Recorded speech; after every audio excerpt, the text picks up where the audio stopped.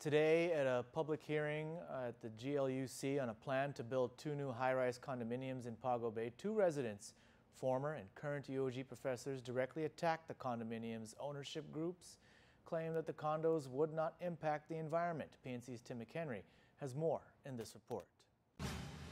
The first 2 residents to submit public comments on the proposed high-rise condominiums in Pago Bay were Dr. Diane Strong and Dr. Laura Biggs. Dr. Strong's comments were swift and to the point. I am just going on record to say I believe we should have a full-blown environmental assessment impact report like we do for the military buildup. And until and such time as that happens and we can all give input to it and read in a timely fashion the information, I oppose this project, and thank you very much.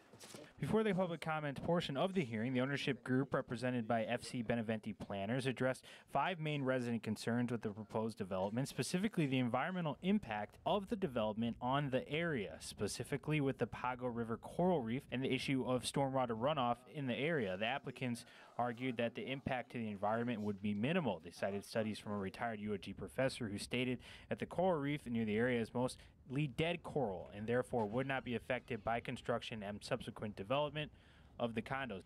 This reef is not, you don't snorkel and see it to be looking like Tuman. It is struggling, and the community knows that. You talk to the fishermen and they know that. But I would not say that the entire reef is dead. There are thriving seagrass beds that provide environment for juvenile fish, and they're critical habitats for those fish to grow up. So the baby fish come in, they hide in the seagrass, and then they can move out. Biggs also argued that the construction of the condos would negatively impact the area because it would disrupt the natural mechanisms in place to filter stormwater runoff into Pago Bay. So there are mechanisms in place. Right now there's not massive stormwater runoff into the bay because it's a natural habitat. It's able to percolate through the limestone.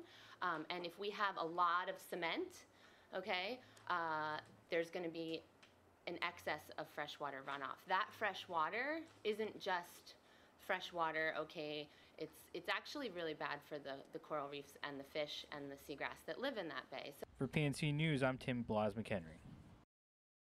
Just moments before news time, Department of Land Management Director Mike Borja confirmed for PNC that the commissioners recessed the meeting to continue on March the 10th. At that time, the applicants will be able to provide more information as well as respond to questions from the Guam Land Use Commission about their proposal.